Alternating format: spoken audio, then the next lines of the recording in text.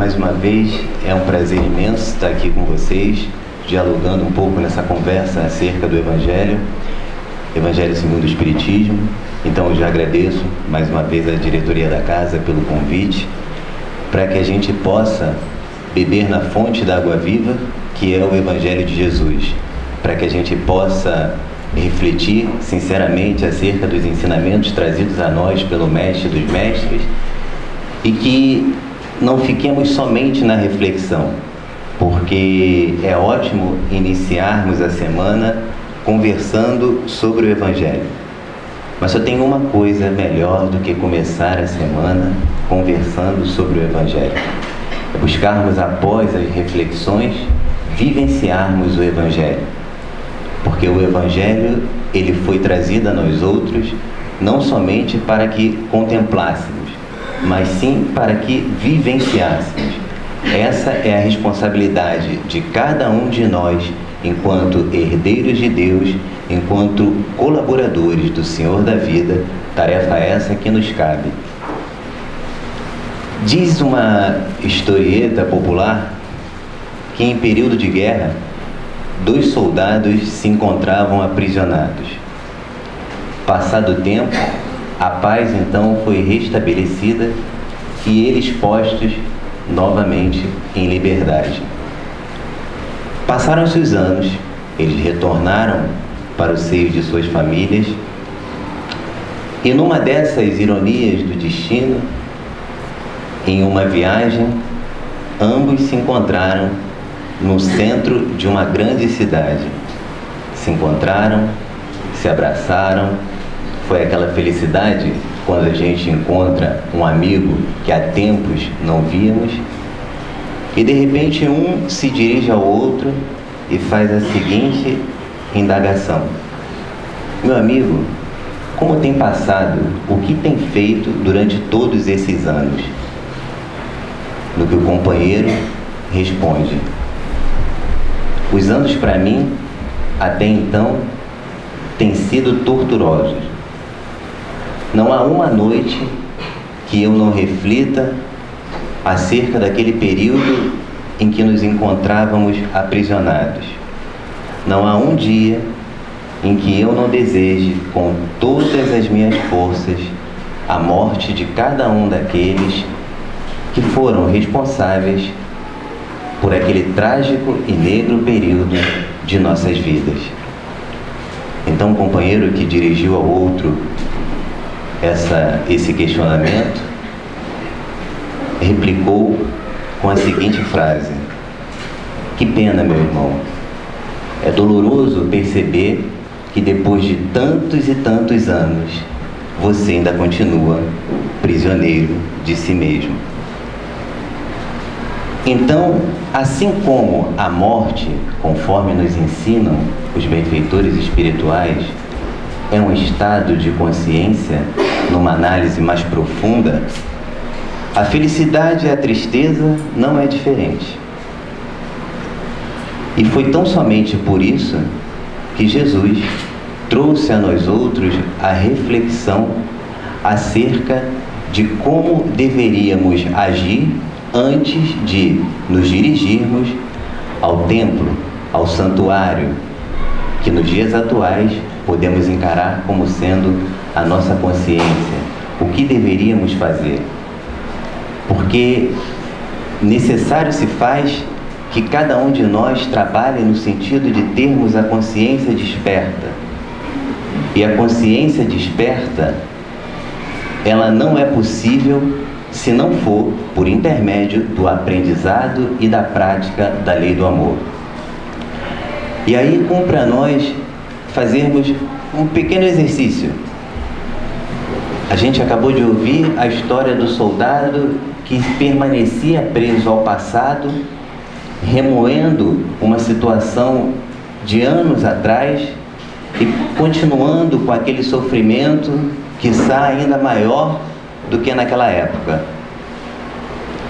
E aí hoje eu traria a seguinte pergunta: qual seria a nossa postura caso estivéssemos aqui nesse momento fazendo por onde receber as bênçãos que advêm do mais alto, procurando entrar em sintonia com os benfeitores espirituais, para que possamos receber todo esse manancial de bênçãos que cai sobre nós?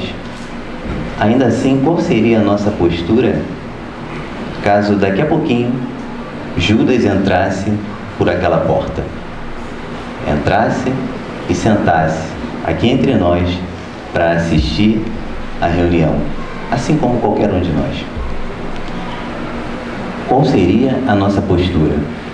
Será que ainda estaríamos presos ao passado? Será que ainda faríamos julgamentos? Porque de certo não levantaríamos, pelo menos eu tenho certeza de que aqui no Núcleo Chico Xavier ninguém levantaria e agrediria Judas. No Centro Espírita de Jacarepaguá também não. Mas não posso afirmar isso em outros locais. Entretanto, apesar de não levantarmos para agredir a Judas, qual seria a nossa posição mental? Qual seria a postura que nós iríamos abraçar em um momento como esse? Será que enviaríamos em direção ao apóstolo dardos mentais envenenados? Tudo bem que de nada adiantaria, porque conforme nos dizem os benfeitores espirituais, ele já se encontra num patamar evolutivo que não seria possível sintonizar conosco. Mas será que a nossa postura ia ser uma postura de reflexão positiva e de compreensão? Ou nós ainda permaneceríamos olhando para Judas com o mesmo olhar de 2000 anos atrás?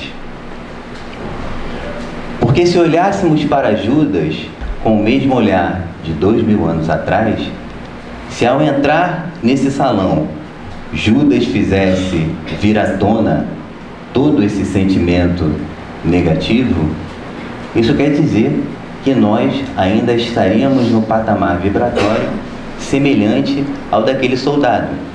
Isso quer dizer que permanecemos aprisionados a questões pretéritas, questões que já poderíamos ter superado com todo esse aprendizado que a doutrina espírita nos possibilita, coloca à disposição de cada um de nós para o nosso crescimento individual e consequente crescimento da coletividade.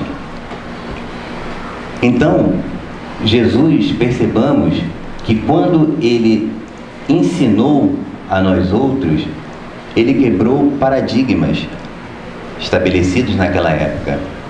Por exemplo, já era fato o ensinamento de que não deveríamos fazer ao outro aquilo que não gostaríamos que o outro nos fizesse. Isso já era algo que eles já se preocupavam em fazer. Pois Jesus vem e diz o seguinte, que a conduta já não deveria mais ser negativa, e sim positiva. Ou seja, nós deveríamos agir para com o próximo da maneira que gostaríamos que o próximo agisse para conosco. Veja a mudança de posição, a mudança de raciocínio.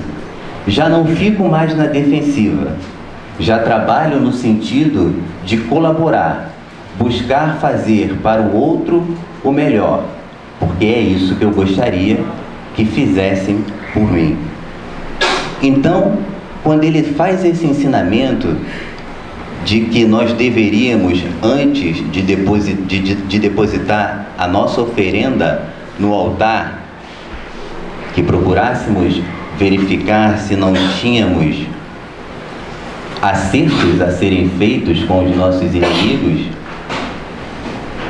ele quis dizer, naquela época, era costume que aquele povo levasse as oferendas no altar, e ao fazer a oferta, eles dirigiam o pensamento a Deus através de uma oração, através de uma prece, para concluir aquilo, para formalizar a questão. Mas o tempo passa, e os ensinamentos do Cristo foram para ontem, é para hoje e é para sempre. Porque Jesus trouxe a nós outros e exemplificou a lei divina. O que Jesus trouxe para nós não era obra dele. O que Jesus trouxe para nós é lei de Deus, é lei universal, que ele só foi o embaixador, exemplificando para que, mais tarde, séculos e séculos depois, os Espíritos colocassem ali na questão 625 do Livro dos Espíritos que aquele deveria ser o nosso modelo e guia. Então, como o tempo passa e nós aperfeiçoamos o intelecto, aperfeiçoamos a moral, ou assim deveríamos fazer, esses ensinamentos que foram para ontem, é para hoje e para sempre, eles vão sendo vistos por cada um de nós de um outro ângulo. Extraímos o espírito da letra.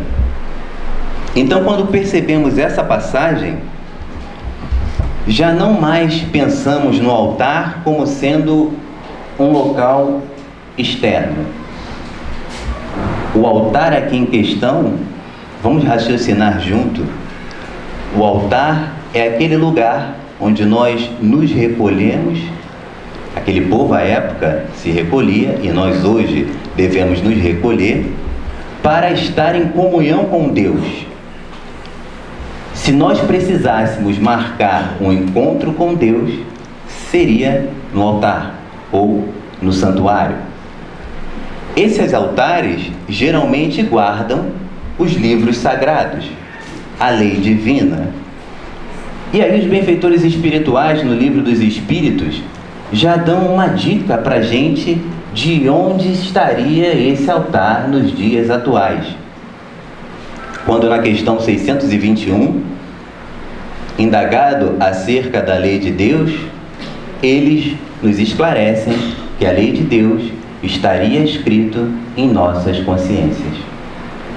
Então, se lá se encontra a lei divina, se lá se encontra o nosso livro sagrado, é lá o nosso altar. É lá que está marcado o nosso encontro com o Pai.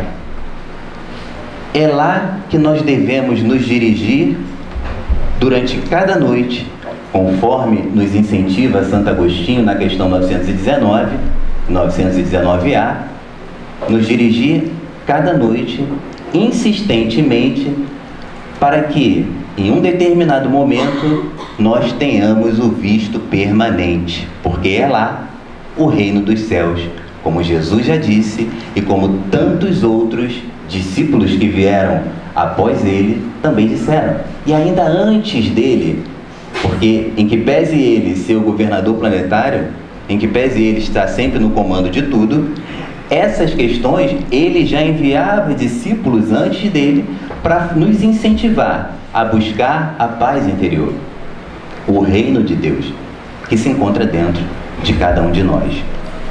Em nosso atual estado evolutivo, salvo as exceções louváveis, nós, na maioria das vezes, utilizamos o visto temporário.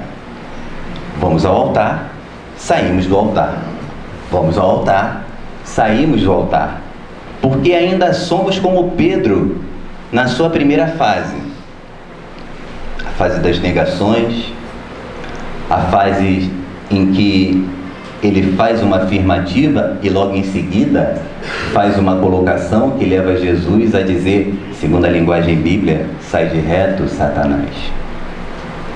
Então nós ainda estamos nessa fase. Estamos, vivemos um dia de santo, outro dia, um dia nem tão santo. Então por isso ainda temos esse visto temporário para esse altar. Mas a partir do momento em que tomamos a consciência de tudo isso, praticamos diariamente conforme as instruções dos benfeitores, conforme as instruções de Santo Agostinho, e a prática, como nos diz Joana de Ângeles, a princípio mecânica, em breve será natural, nos levará à perfeição, e aí sim estaremos desfrutando desse visto permanente, estaremos gozando finalmente desse altar, desse reino de Deus que está dentro de cada um de nós. Mas, para que nós venhamos a desfrutar desse visto permanente, imprescindível refletirmos e colocarmos em prática a lei divina. Lei divina, que é a lei de amor, como está escrito no Livro dos Espíritos. E o perdão faz parte dessa lei. Então, não é por outro motivo que quando Jesus disse a nós que antes de nos dirigirmos ao altar para as nossas orações, verificássemos se deveríamos nos reconciliarmos com algum desafeto, algum inimigo, algum adversário, não foi à toa, porque realmente para que a gente possa ter acesso a esse altar que está em nossas consciências, se faz necessário apararmos as arestas, se faz necessário fazer expandir esses nossos potenciais divinos. E o poder de perdoar é um desses potenciais divinos.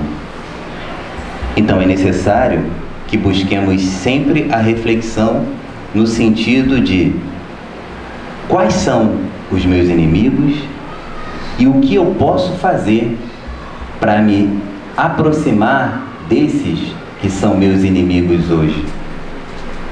Mas como o tempo passa e nós nos aperfeiçoamos moralmente e intelectualmente, cabe aqui mais uma reflexão. Inimigos naquela época é diferente de inimigos nos dias atuais. Talvez naquela época o que se entendia como inimigos seria tão somente aqueles outros que não desfrutassem das minhas ideias. No caso dos judeus, todos aqueles que não fossem judeus seriam considerados inimigos. Hoje, o dicionário já nos aponta de uma maneira bem diferente. Porque eu posso ter um grande amigo que em determinada questão eu posso denominá-lo como inimigo. Porque inimigo, no sentido lato, no sentido amplo, podemos dizer serem todos aqueles que desfrutam de um ponto de vista diferente do nosso. Então, se eu tenho uma ideia política, se eu tenho uma ideia religiosa e aquela pessoa tem outra, estamos em oposição. Então, em que pese a palavra ser um pouco pesada, podemos considerar como sendo nosso adversário, nosso inimigo. Na minha profissão, eu sento de um lado, quem senta do outro lado da mesa é meu adversário. Posso dizer que seja também meu inimigo. Então, o conceito, com o passar do tempo, foi sendo modificado.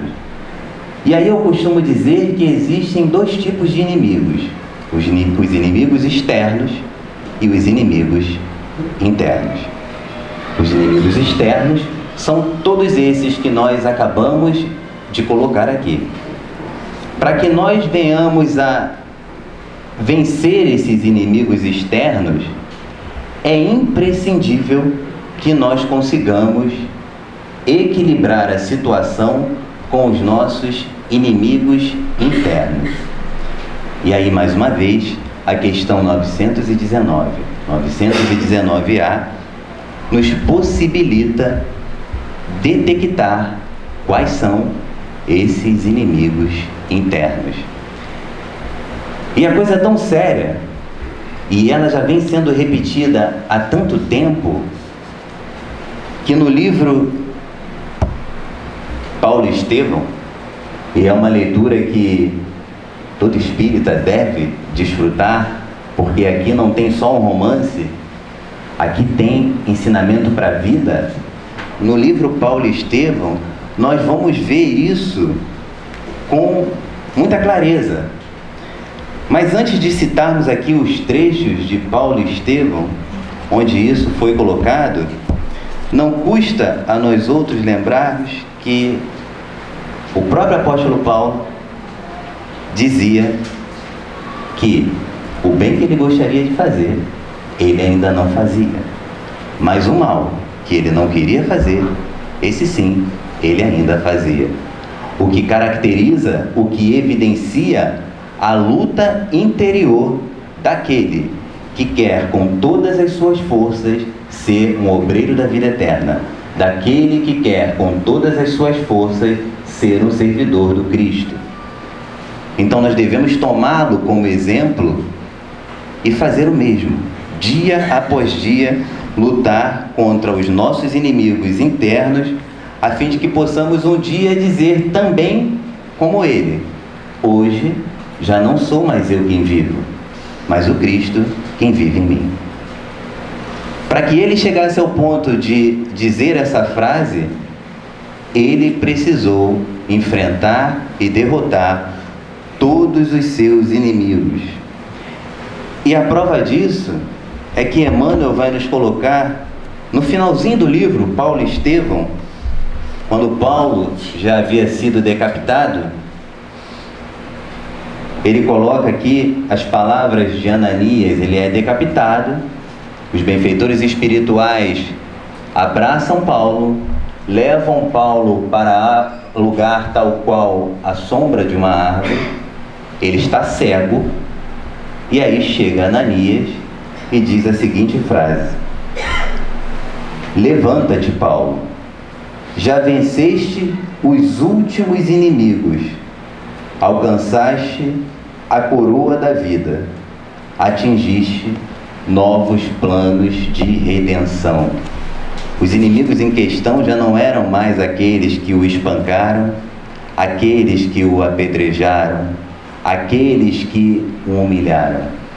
Os inimigos em questão eram exatamente esses, que fazia com que ele dissesse que o bem que ele gostaria de fazer, ele ainda não fazia. Mas o mal que ele sabia não poder praticar, esse ele ainda praticava. Quando Ananias disse para ele essa frase, ele já havia passado por essa fase da vida dele. E assim como Pedro, no final de sua vida, já era Céfas, propriamente dito, pedra, Paulo, já no final da sua vida, também poderia ser considerado rocha, base do cristianismo.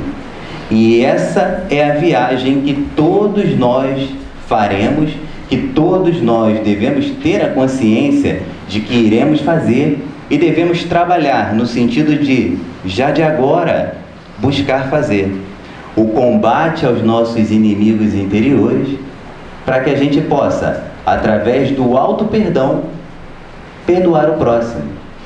Isso faz a gente lembrar de uma determinada frase: ama teu próximo como a ti mesmo. Se não combato meus inimigos interiores, não há auto perdão. Se não há auto perdão, não há o auto amor. E se eu não me amo, eu não consigo amar o meu próximo. É fundamental o perdão em nossa caminhada evolutiva. Sem perdão, não há evolução. Sem perdão, não há evolução. Ficaremos estacionados e faremos com que os nossos entes queridos, faremos com que os nossos amigos queridos sofram, mais ainda do que nós.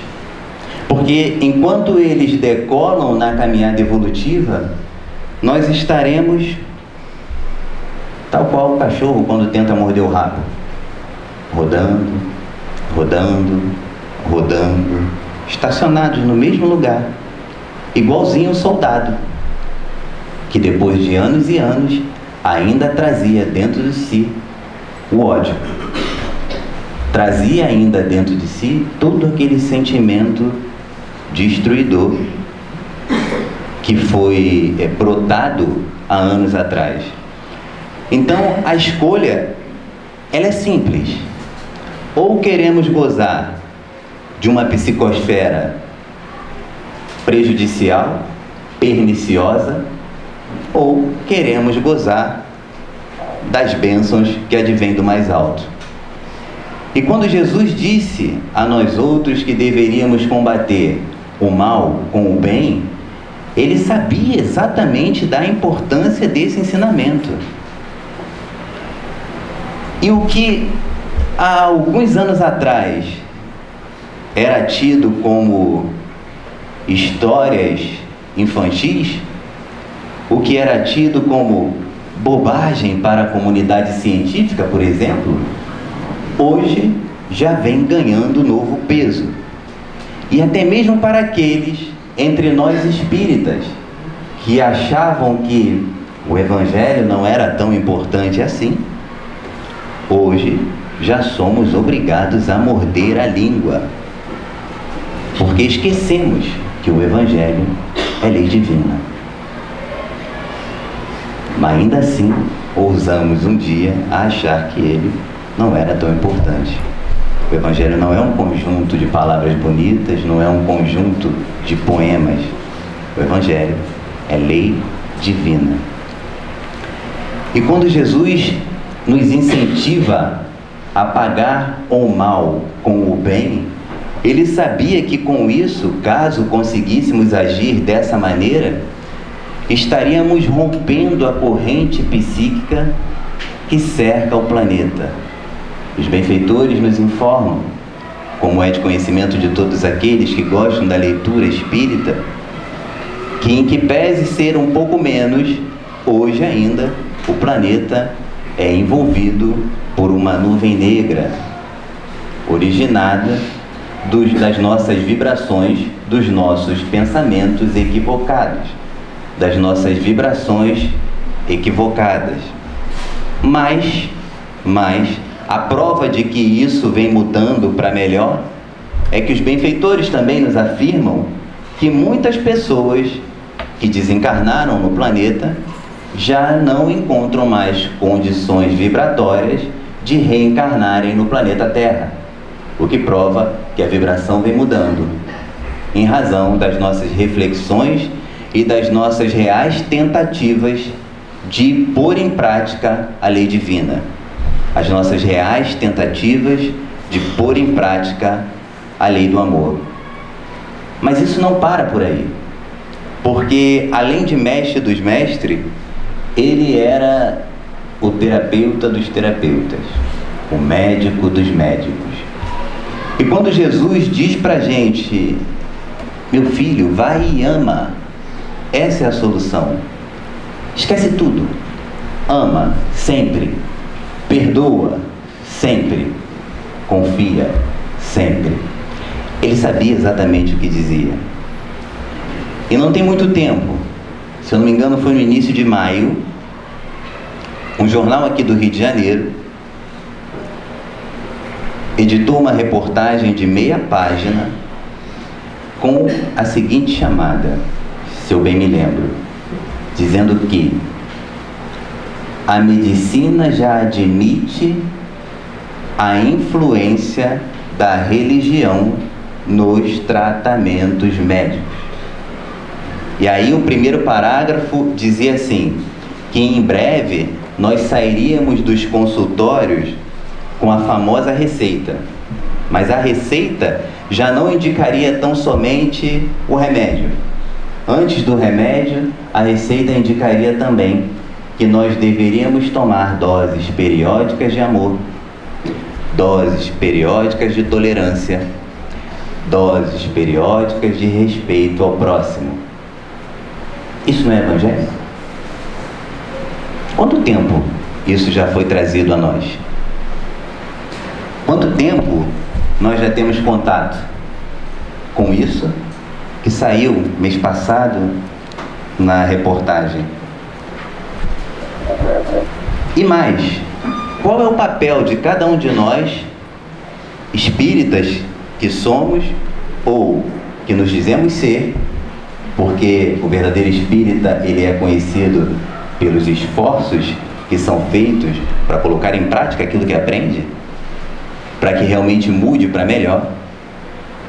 Qual deve ser o nosso ponto de vista, o nosso olhar, qual deve ser a nossa sensação quando nos deparamos com reportagem tal como essa, trazida no jornal? Eu tive a oportunidade de conversar com uns amigos, também espíritas, e eu dizia para eles que há alguns anos atrás, e não tem tanto tempo que eu estou nas fileiras espíritas, como eu já tive a oportunidade de dizer aqui, tem somente 5 anos, há alguns anos atrás, poucos anos, eu olharia essa reportagem e diria assim: ó, aí ó, olha aí as verdades espíritas, olha aí o espiritismo, as coisas que o espiritismo nos diz. Isso seria o mesmo de que pegar o Evangelho, o Livro dos Espíritos ou o Pentateuco inteiro e esfregar na cara de todos aqueles que, no meu entender, desrespeitariam ou debochariam da doutrina espírita. Só que tem um porém. Esses ensinamentos trazidos no Pentateuco, eles não são patenteados. Eles não são da doutrina espírita. O que está escrito no Evangelho, ele não é da doutrina espírita desse ou daquele. E quando nós começamos a entender isso, o nosso ponto de vista muda diante de uma revelação dessa, tal como veio no jornal. Porque ao invés de falar, olha aí, ó, olha aí as questões da doutrina espírita sendo reveladas, nós iremos, se verdadeiramente estudamos o Espiritismo e queremos mudar para melhor, se verdadeiramente queremos evoluir e pôr em prática tudo o que aprendemos dentro de nossas possibilidades, quando nos depararmos com situações como essa, devemos mudar o foco. A lente não é no outro, a lente é em mim. Qual é a responsabilidade que eu trago? Porque enquanto algumas pessoas estão tendo contato com essa revelação trazida pelo jornal, uma revelação científica, enquanto essas pessoas estão tendo contato pela primeira vez, nós, espíritas, já por anos e anos e anos desfrutamos desse conhecimento. Nós, espíritas, já deveríamos estar careca de saber, e eu já estou, vocês estão vendo, né, acerca dessas questões. E aí a pergunta é: qual deve ser a nossa postura? E o Espiritismo nos convida constantemente à autoanálise. E nós insistimos em analisar o outro. Analisando o outro, nós não evoluímos. Analisando o outro, nós não perdoamos. Analisando o outro, nós continuamos a correr tentando morder o próprio rabo. O caminho é o perdão, mas para perdoar é necessário o crescimento individual, o crescimento espiritual. E só há evolução, só há crescimento espiritual se buscarmos realmente pôr em prática aquilo que nós aprendemos. E como o assunto de hoje, o tema é o perdão, a gente vai lembrar que nesse livro aqui, Pensamento e Vida, de Emmanuel, outro livro indispensável, na lição que tem como título Enfermidade, Emmanuel vai dizer o seguinte, com relação aos inimigos internos que nós devemos combater intensamente. Toda emoção violenta sobre o corpo é semelhante à martelada forte sobre a engrenagem de máquina sensível. E toda aflição animalhada é como ferrugem destruidora, prejudicando-lhe o funcionamento.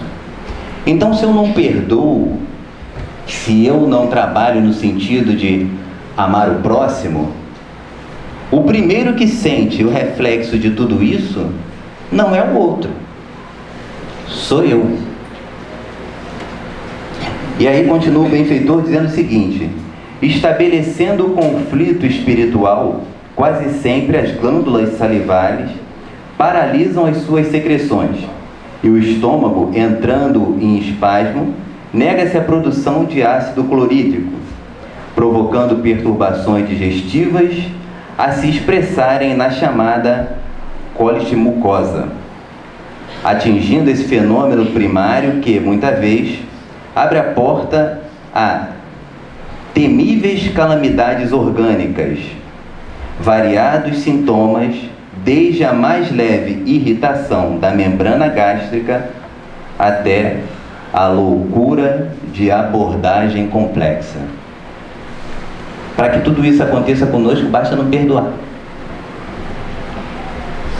Basta não perdoar.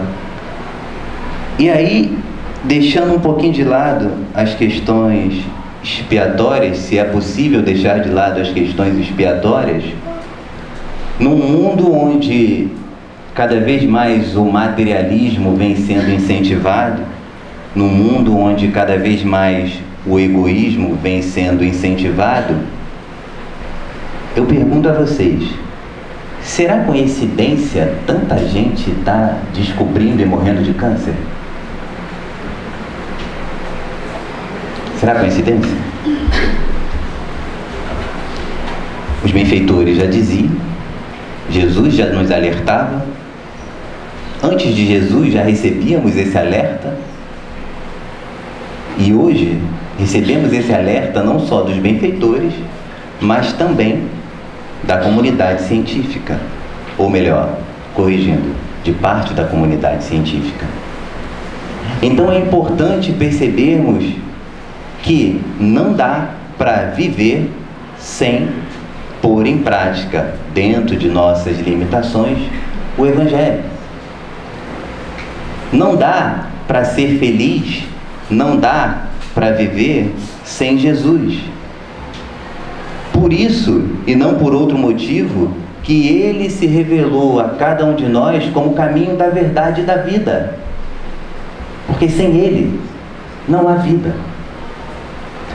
Porque sem Ele podemos estar transitando pelas ruas como mortos-vivos, dando importância ao que não merece importância e fechando os olhos àquilo que realmente fará com que nós venhamos a ter vida, e vida em abundância, como disse o Mestre. Porque existem vários de nós encarnados que, na verdade, estão mortos e não sabem. Consciência adormecida. Morte e vida. Estado de consciência. O Pentateuco, o Evangelho, segundo o Espiritismo, nos proporciona reverter esse quadro. Faz com que cada um de nós entenda que é necessário agirmos de forma ativa. É necessário buscarmos a lei divina dentro de nossas consciências e de tanto agirmos nesse sentido, um dia teremos acesso livre, teremos o passaporte, o visto permanente no reino de Deus. Porque, por enquanto, o nosso visto é temporário. E isso é de tão grande importância, a reconciliação com o adversário é tão importante. E é um fato que, através do perdão, ingressamos definitivamente no reino de Deus, que no mesmo livro, nós vamos ver aqui, num trechinho, os dois últimos trechinhos do Paulo e Estevão, nós vamos ver Paulo dizer qual é o primeiro desejo que ele tem. Ananias pergunta a ele o que ele quer fazer agora. E o primeiro desejo dele é esse aqui, ó.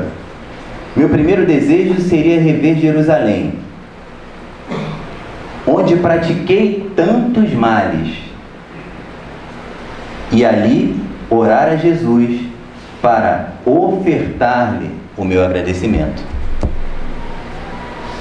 É a hora que ele vai se dirigir a Jesus no templo da consciência e aí sim ofertar o seu agradecimento, porque aqui já não é ele quem vive, é o Cristo quem vive nele. Aqui ele já não traz a consciência obscura, ele já traz a consciência tranquila, ele já é um homem de consciência desperta. E na última página do livro, para quem quiser verificar em casa, as palavras de Jesus para Paulo são as seguintes: o mestre sorriu, indulgente e carinhoso, e falou: sim, Paulo, ser feliz. Sim, Paulo, ser feliz. Agora sim. Vem agora a meus braços, pois é vontade de meu Pai que os verdugos e os mártires se reúnam para sempre no meu reino. Onde fica o reino de Deus? Dentro de cada um de nós. Mas para que seja possível que a gente alcance definitivamente esse reino, para que seja possível que a gente seja finalmente, verdadeiramente felizes, é necessário que nos reconciliemos, como disse Jesus, que é a vontade do Pai. Verdugos e mártires, abraçados, juntos, reconciliados. Perdão recíproco. Aí sim, quando chegarmos nesse estágio, aí sim seremos verdadeiramente felizes. Aí sim poderemos dizer que já somos um com Jesus. E a caminhada, ela é longa, mas nós temos a certeza absoluta que reunimos um imenso material que nos facilita essa caminhada. Nós temos a certeza absoluta que temos ao nosso lado, diariamente, os benfeitores espirituais a nos incentivarem e as oportunidades para que nós possamos utilizar como degraus nessa escalada evolutiva. Basta que para isso reflitamos, conforme nos indicou Santo Agostinho. Vamos ver o que a gente pode fazer de melhor. Vamos trabalhar constantemente no sentido de tentar fazer o melhor, o máximo de vezes que pudermos. Vamos tentar amar mais, vamos tentar ser mais tolerante, vamos tentar perdoar mais. Se o outro não perdoa, o problema não é nosso, é do outro.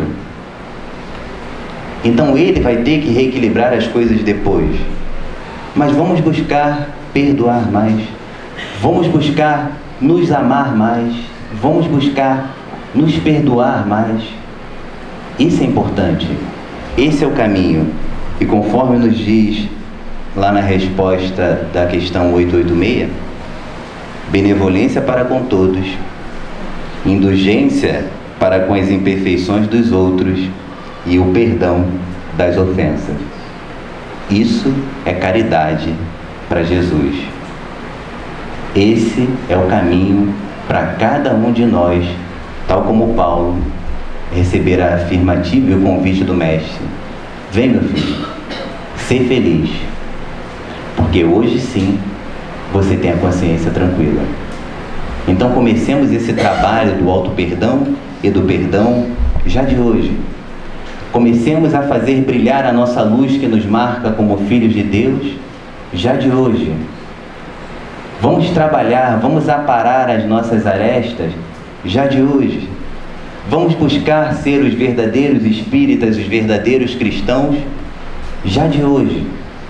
Não vamos deixar para amanhã. Vamos tropeçar, vamos cair, vamos errar, vamos ainda ofender muito, vamos nos permitir ainda ser muito ofendidos.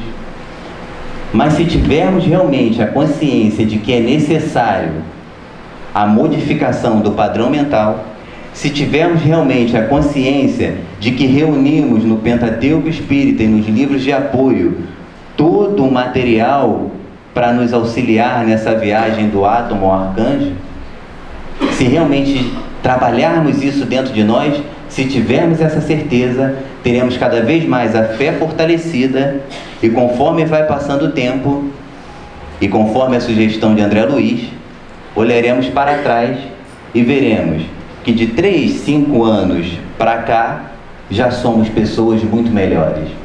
O que me ofendia há 3, 5 anos atrás, já não me ofende hoje, já faz com que eu dê risadas, já faz com que eu tenha compaixão, Então, esse é o caminho. Jesus, caminho da verdade, o caminho da vida. Basta que cada um de nós tenha a coragem de ser cristãos. Então, agradeço novamente a todos vocês pela atenção, pelas vibrações positivas, e que Jesus abrace a todos nós durante a noite de hoje e o dia que vem.